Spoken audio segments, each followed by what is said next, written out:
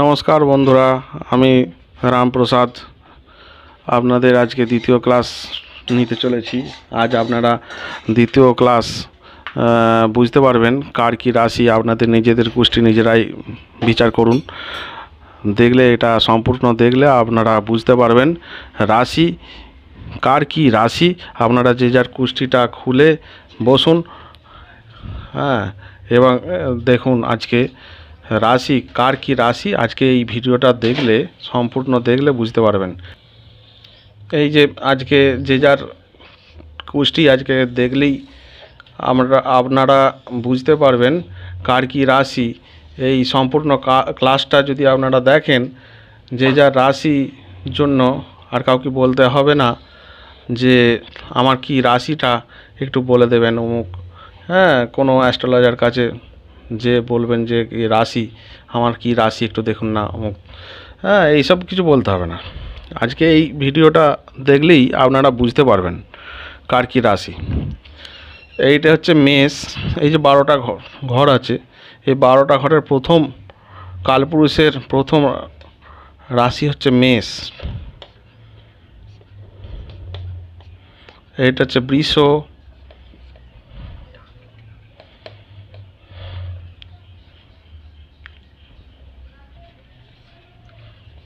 মিথুন,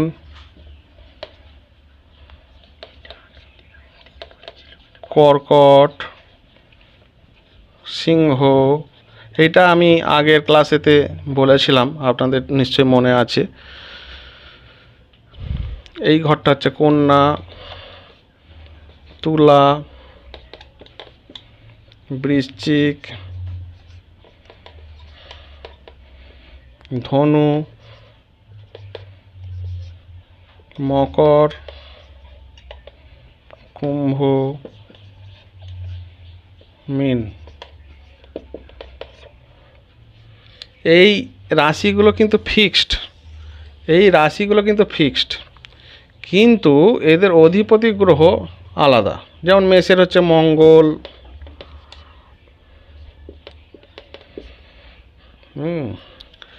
এইটা হচ্ছে শুক্র, বৃষের হচ্ছে শুক্র অধিপতি।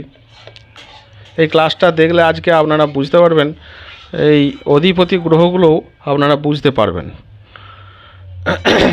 মিথুনের হচ্ছে বুধ, কর্কটের হচ্ছে চন্দ্র,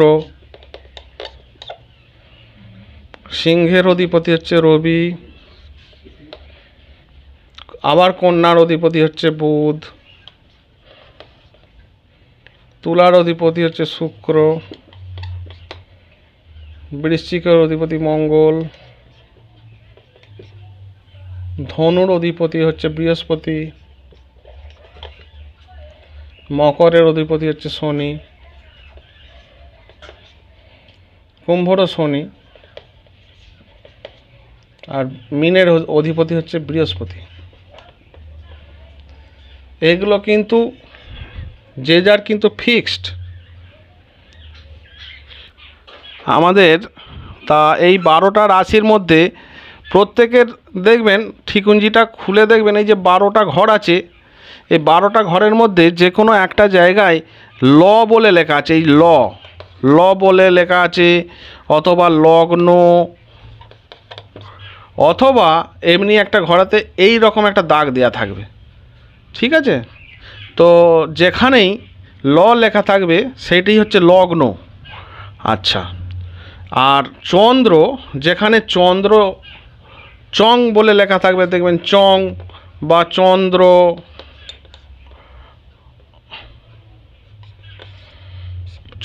এই যে চন্দ্র যেখানে লেখা থাকবে, মনে করুন যে মেষেতে চন্দ্র লেখা আছে, তাহলে হচ্ছে সেই রাশিটা হচ্ছে মেষ রাশি হবে।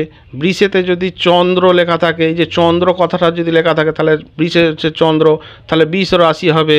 মিথুনে যদি লেখা থাকে মিথুন রাশি হবে। কর্কটে যদি চন্দ্র থাকে কর্কট রাশি হবে।